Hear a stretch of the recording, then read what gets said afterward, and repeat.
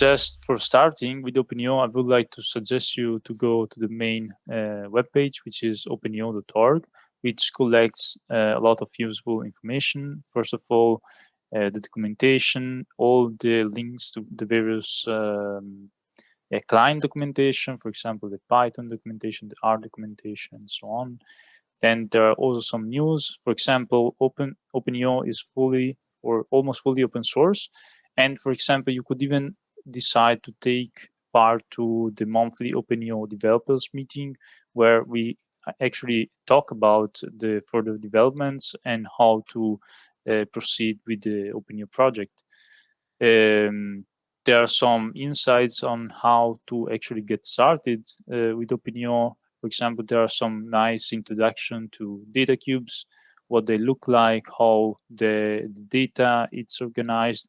And this is particularly useful to actually understand how later on the data will be processed and how to interact with OpenEO. Then, as Alex said, we are working on this federated platform, which is called OpenEO platform. The openeo.cloud is the website for it. And on this website, you'll find the specific content of the platform and also how to get this trial account for using it. For example, here under Get Access, you would be able to register for free for 30 days, or you could ask for some sponsorship from the European Space Agency for more time, and then upon request, depending if you have some particular projects in mind, you could even apply for some sponsoring and get some fund to use the platform for a longer period. As I said, the project is open source. You would find almost everything on GitHub under the OpenEO organization, and you would see that it's super active. There are updates constantly flowing in.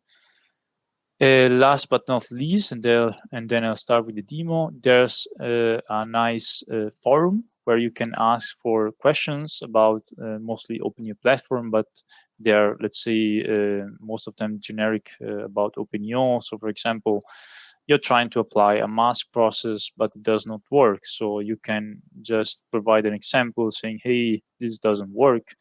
And some of the developers will try to help you debugging the code and trying to understand why this doesn't work. This is particularly useful both for the user and for us, because it helps us to discover bugs and even discover user needs that we didn't think about. So you could even ask for some kind of feature that doesn't exist yet, but it could be an idea for possible improvements. So after this introduction, I would like to move to the OpenEO web editor, which is the graphical interface, graphical client to interact with OpenEO, which it's here basically. But firstly, since I've set up a GitLab repo with some examples, I'll start from here. So I'll start from a super simple process, which is basically we load the data and we just save it. This is the most basic. Yes? Michele, if you want, you can paste the link to the GitLab sure. in the chat, so people connected. Exactly. So you can actually have a look at it. Let me look for the chat. Do I have an access? Here. Yes. As I was saying, so interacting with OpenEO and the OpenEO web editor, in this case, is, let's say, for everyone. But once that you would like to start to download some data or process some data, you would have to authenticate. So in this case, once I've clicked on this link, the OpenEO web editor opens up, and it shows this process that I previously designed. Because if you look in the first link here, it basically links to a JSON file. This JSON file is this OpenEO process graph, which is describing the processes that we would like to do. And it's basically just a text representation of what on this left side we see as a graphic building blocks. So this is basically the web editor. On the left side, you would see a search bar and other useful panels where you can actually explore the capabilities of the backend. For example, you could look into the collections that are available.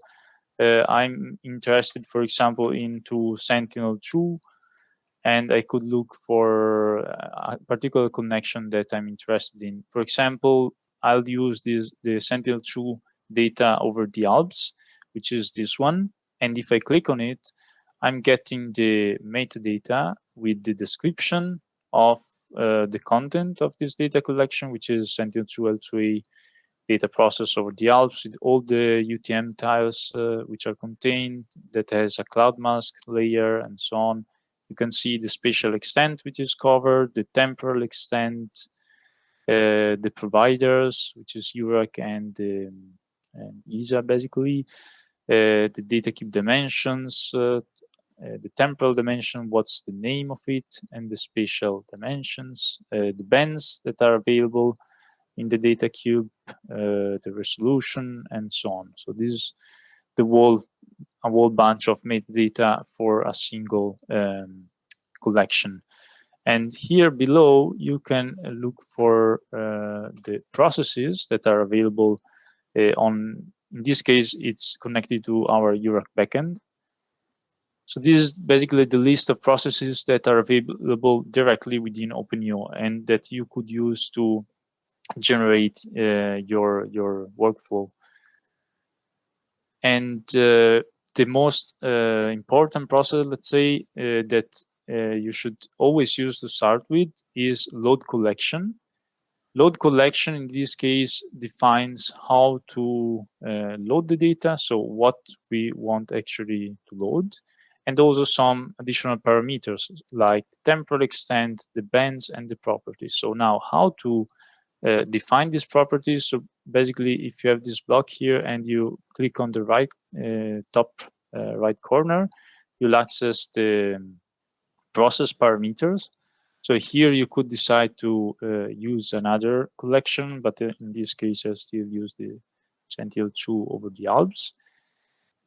You could decide to select an area which is, in this case, should be within the Alps, otherwise it doesn't work.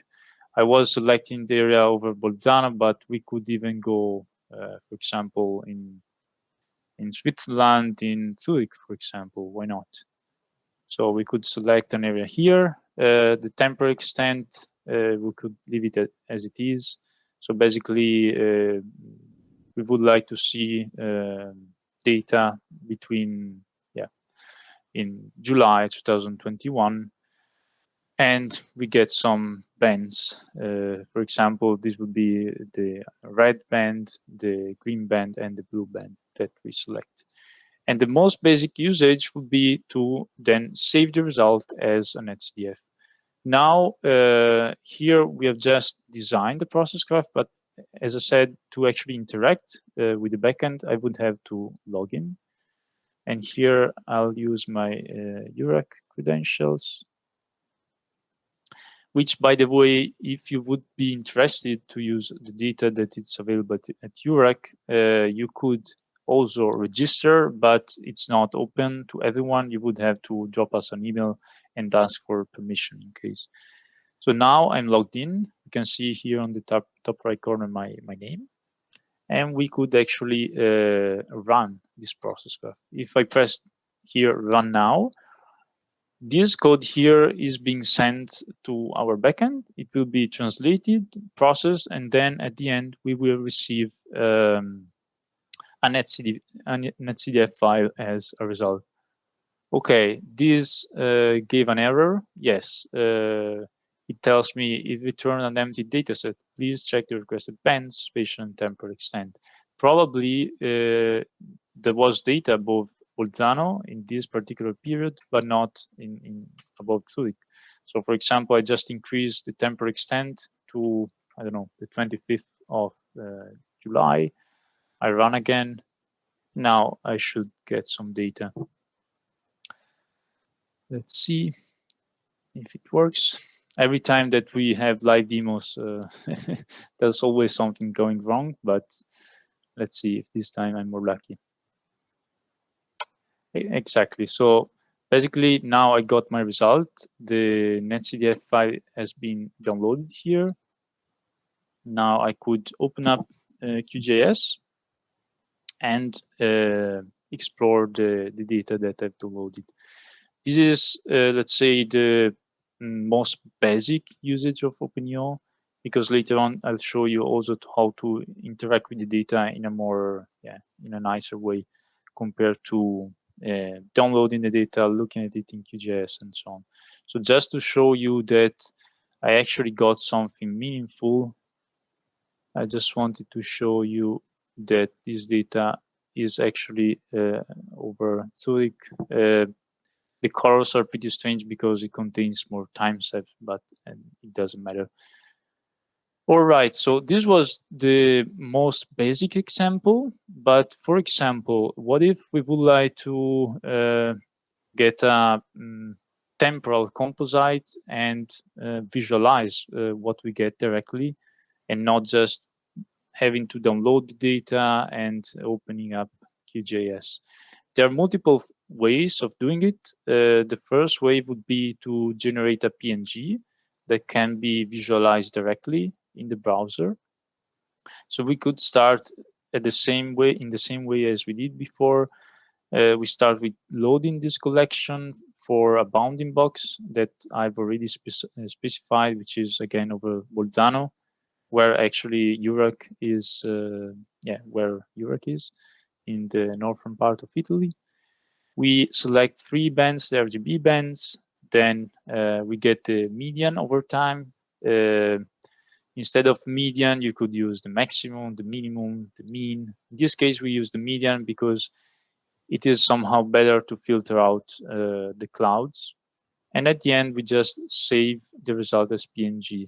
Since PNG images contains values, integer values between 0 and 255 before saving the result, we have to scale the data. So we use this linear scale range, which tells basically set the input data between 0 and 2500 and scale it between 0 and 255. So again, we just press run, and in some seconds, hopefully, we'll get the result here on the right hand side. Exactly. So this would be the area that we requested. We computed the median over a month, the July 2017, and we rescaled the data to between 0 and 255. What if instead of the median, we would have used the maximum? In this case, we can try. So this would be the way to create this simple process graph graphically. We have to connect the building blocks and then press and save. The web editor is particularly useful for, let's say, letting the user to understand how the different processes are connected to each other. But later on, once someone understands how it works and would like to create something more complex, the other R client or Python client would be much better because it's much easier. So selecting the maximum in July, for example, since we didn't filter out the clouds, we get out just as a plain white image. Why? Because probably there was one date that was fully covered by clouds. What if instead we would have selected the minimum? Probably we'll get some data, and probably it will be, we won't see this cloud anymore, because probably if we take the minimum, exactly. you see that it's darker, but anyway, the clouds are no more present. There's still this area that it's just an artifact due to the clouds. Okay, so this was just interactive example to show results on the web editor. But this is not the only thing that you can do, not only with PNGs, but you can also visualize interactively geotiffs as well. So more precisely, cloud optimized geotiffs. This would be more or less the same process that we showed before. Here we don't have to scale the data anymore because the geotiff can contain values that have different data types, so there's no more limit to the data to be within 0 and 255. And again, we just run it. And then we'll be able to inspect the result. Let me close this.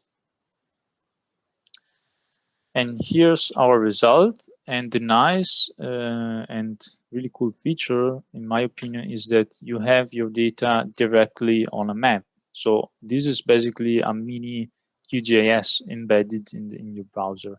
You can even scale the data so that it looks better on your screen. You can zoom in, you can click on the pixels, and you can get, I'm sorry because my screen is not that good now to show this whole content, but you can get the band values and visualize them on this plot here. And for example, Eurac would be located here. Yeah, just for fun, I'm showing you where we are located. Okay, and last but not least, I want to show you the last example on the web editor, which is again here. Sorry, I have to log in again. So another interesting example is basically, what if someone doesn't want to just get a nice feature, a nice image out of our EO data, but actually wants some information? How does the behavior change in time? How does this forest change in time? How does it looks like with the data itself? So, for example, we could start again with our Sentinel-2. I'm sorry, it's always the same in this case, but there are plenty of different collections available. We could select an era that we are interested in. We could, for example, compute the NDVI, the normalized difference vegetation index, which, by the way, graphically, it's, let's say, visualized like this. But if you press on this button here, insert edit formula, you would see that basically you could edit this formula directly here, and it would get translated into the graphical version automatically. This process is called reduced dimension because basically it takes as input a data cube with more than one dimensions, which are in this case the band number 8, the near infrared band, and the band number 4, the red band.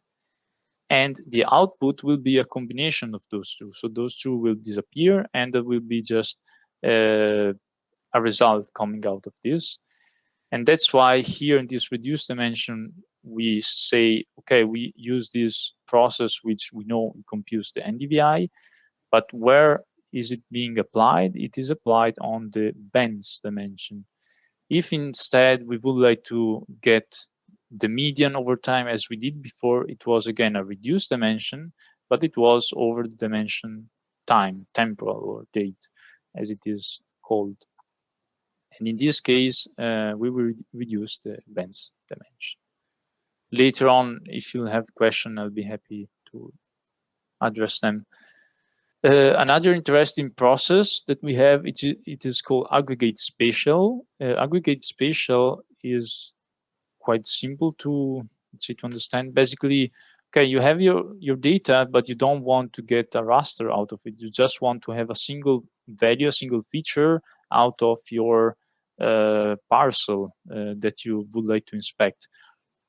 So for example, let's say that I have a field, a vineyards here. This is close to the village where I live, so I already know that there are vineyards here, but let's say I just like this field. I want to see how the NDVI behaves during time, so throughout the year, and I can manually select a polygon. Again, this is quite nice, but on the the R client or the Python client, you would be able to just use an already existing shapefile or GeoJSON defining your area of interest. Then I press the save button, and yes, sorry, I forget. Here you define your polygon, and below you define what to actually do with the data that this polygon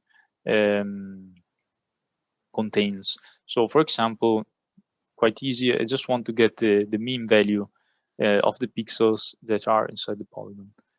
And at the end, I save the result as a JSON file. In this case, JSON is quite handy because first of all, is lightweight, and second, it can be used for the live visualization here on the web editor. So basically, every time that I press run now, the process will be run synchronously, which means it will be sent to the backend, it will be processed, and the result will be returned immediately. If you would have something which is more heavy in terms of processing, you could press create batch job. You could say NDVI, you could set a title to what you're actually doing. For example, NDVI aggregate, and you could save it. This basically just save the process graph in the backend, and later on you could decide to start the processing, to delete it, to modify it, and so on. In this case, I've created this batch job. Now I've started it, and you see that the status changed to running, and after a while it will change to finished or error if something didn't work. Exactly. So now it is finished. We could see some information about the job. We can just see that it has been submitted this time, updated. We can also see the process that we just created, and we could get the result here. In this case, it doesn't matter so much because we already have our result on our right-hand side. This is quite nice feature of the web editor. Here we can select the data that we want to plot, and you would see that immediately we see our NDVI behavior over time. In this case, there might be some problems due to NA values or clouds, and that's why you see values that are above 1, which in this case doesn't make sense for NDVI. But you would see that there's like a trend, an increasing trend to the summer, towards the summer, and then a bit of decreasing. And this would be 1 year of the Sentinel-2 data. Okay. Are there questions in the meanwhile? No? Okay. Then let's go back to the repo. I do have a question. Okay. Yes. Please. Yeah, because I mean, for the purpose of showing, of course, you have all these links where you click and log in again. Okay. No. This is not really needed if you are working in a exactly. normal So basically, I could remove everything, and I can start from scratch. So what should I do? This is what I wanted. Perfect. This is what I wanted you to show. Like, how do you build this exactly process? So this is, let's say, more cumbersome to do it here in the web editor because you manually have to drag and drop the processes, then manually select the parameters and so on. And later on, I'll show you the Python client, for example, which is much easier because you just have to write the code and probably copy and paste code that you already written. So as I was saying before, let's start again. Everything starts with the load collection, and you could look for this process like writing it here, and you could drag and drop this process into this panel. Another way would be to look for the data that you're interested in and drag and drop this here. This would automatically create this load collection block with the collection ID already selected. Then I could go to Bolzano again and select the bounding box. Here I could select the temporal interval. We could do something, let's say in August 2019. August to the end of the month. Okay, and then again the bands. Let's select just a single band, band number 4, for example, and save.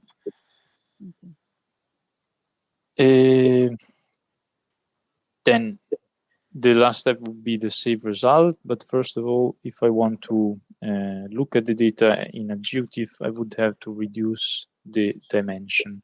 So I look again to for the reduce dimension process. I click and drag, and here I just connect the result of the previous step, so the load collection, to the input data of the second process that I will apply, which is reduce dimension. Now I just want to get the average over time. So the reducer will be the mean process. Again, drag and drop, connect. And the dimension that I want to reduce is the temporal dimension. So T, just save. And then I just connect with save result. And I have, of course, to specify the data type that I want to use. Save. Okay, this would be it for a basic usage. I just run it. And now I should get my GeoTIFF of Bolzano. Here it is. And I could again scale it just to see it better. Yes, here it is, basically. Okay, yeah, this was the web editor, so the most interactive way of interacting with OpenEO. But now I would like to show you similar examples that I did here graphically using the Python client. So let's switch the browser. Just want to show you the Python client documentation first. So we go again to openeo.org. And if you go to user documentation and Python, you will get, let's say, the getting started guide to actually use the OpenEO Python client. First thing would be to install the package. It is available on PyPy. And you would see that the latest version is 0.12.1.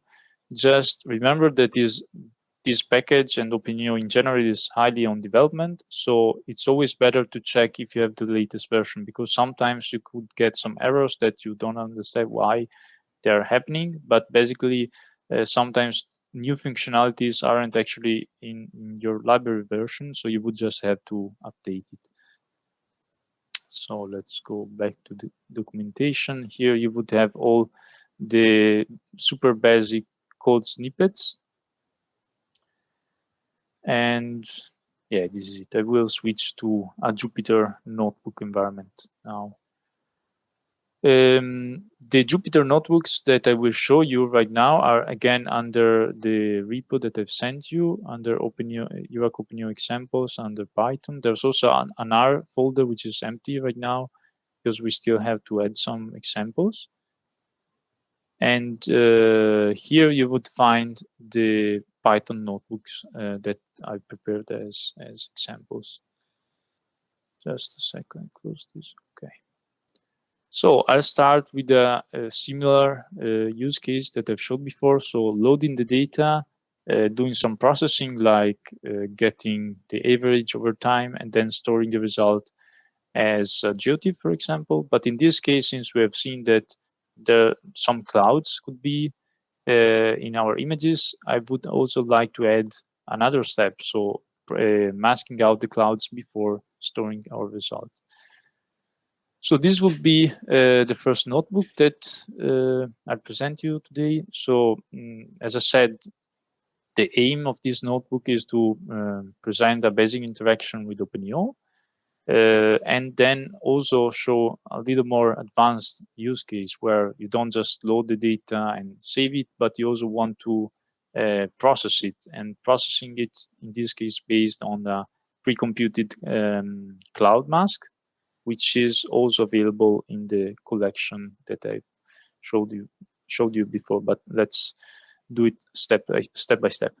So I will just start importing the necessary libraries. So OpenEO, as I said, and then some processes coming from OpenEO, Xarray for data, and Xarray and NumPy for the data management part, and Matplotlib for some plotting later on. Previously in the web editor, this step of connecting to our backend and authenticating was done basically inserting the address of our backend, which is openeo.eurac.edu. For OpenEO platform would be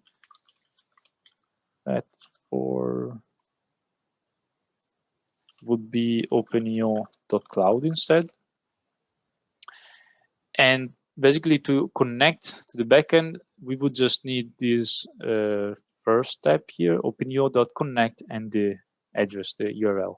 But since we want to interact and to process the data, we also have to authenticate. And this would be the second step, authenticate_OEDC.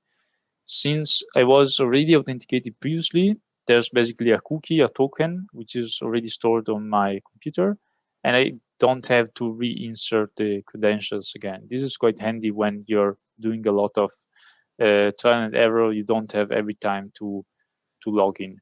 Otherwise, you would see here appearing, please open this address, and you would have to open this address and copy and paste basically an alphanumeric, like 8 digits number. And in this second tab that would open on the browser, login, and then the Python client would automatically recognize that you are logged in and you can proceed with your workflow. Michele? Yes? For the purpose of trying to reproduce what you are doing now in our computers, we would need first to get some free if you basically, let's say that until the download part, if you comment out this part, let's do it. So now I'm not authenticated because I'm just connected to our backend. And you can still see the things that I was showing before. So exploring the collections, exploring the processes. So for example, I could get the metadata of this collection. So if we doing describe collection, we'd see the same content as we were seeing before on the web editor. Okay. No, unfortunately, you cannot interact directly with the backend because we would need to create you an user, and this is not so. It would take some time, but if you would like to try it, as I said, either go to openeo.cloud and create, ask for a free trial account, which again, it's not, it would be valid for 30 days or 90 days. If you register, then it's not immediate that you get the account. Firstly, you have to send the registration model, and I think that every Monday there's like a process that activates the account. Okay, so they weekly activate the requested free trials. Okay. Exactly. So this would be the way to. Pueden hacer hoy y el lunes van a tener su cuenta. But then we are always available. So basically, if someone has some urgent request, there's either the forum or the email. So for every kind of request, will be available. Yeah, it was more to understand if we could like follow you doing the same thing. Unfortunately, not. No worries, no worries. Let's say that it's also quite challenging when you have many people that are trying to do the same thing that you are also trying, because sometimes we have seen during a conference this summer, there were like 30 people trying to connect at the same time, and this caused like a everything crashes. Yeah, basically everything crashed because there were too many people trying to do the same thing at the same time. So for today, unfortunately, you'll just have to follow. I hope that it will still be interesting. And next time, if you found this interesting, you could apply for the account and play with it. Yeah, it is interesting. That's why we want to. Do we have to stop at 4, right? For a break? Because I remember that it was in 5 minutes. Okay, so let me just finish this notebook, yes, and then we can have a break. So as I was saying, here was authenticating. I can get the same information that I was seeing on the web editor, but rendered on the Jupyter notebook. Here, instead of selecting manually the dates, I can just write them as a string. So, for example, the temporal extent I want to consider is between May and end of August 2021. The coordinates, those coordinates define a bounding box around the city of Bolzano, as we were saying before. We are again interested in Sentinel-2 data. So I just assign these values that I will later on use. And again, I will use the red, green, and blue bands. So blue, green, and red. And the cloud mask layer, because I want to mask out the clouds. As you were seeing previously, the first step is always this load collection. And previously we had to drag and drop and manually select the parameters. Here instead, it is just a line of code. So maybe this is quite long. This is just node code. But we would have the Sentinel-2 collection that we are interested in, the temporal extent, the bands spatial extent, and this is it. Now, I don't want to confuse you, but basically, right now we are interacting with the backend, but we didn't request any data. So what we did is exactly what we were doing before. So just creating this JSON representation of what we want to do. And if we do something like print JSON, we would see that basically the content is again this JSON process graph. So this is to understand how a client works. So it is just the way how you constructed things, but then the final result that is sent to the backend is again this text representation of the process. So now we want to mask out the clouds, but we also have to take care of areas that do not have any data, because in Sentinel-2 sometimes, you have this square tile, but there could be some parts that have not been covered, but the overpass of the satellite that are set as 0. And therefore, if you then want to take the average over time, those 0 values are creating some they are disturbing, because they're the average would be biased by these 0 values. So we'll create 2 masks. The first one will take care of the 0 values. For example, we just get the red band and we look for the zeros in it, and we create a mask. So basically we start with the Sentinel-2 data. We get just the band number 4. We reduce the dimension, and here we apply something which is maybe not straightforward to understand here, but basically we just say where the data is equal to 0. And we mask our data. We do the same with the clouds. So basically we load the cloud mask layer.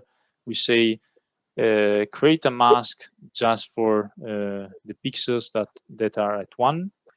Later on we apply this mask. Again, as I was showing before, we compute the median over time. We apply a clipping step just to get a better visualization, and we save the result as GeoTIFF.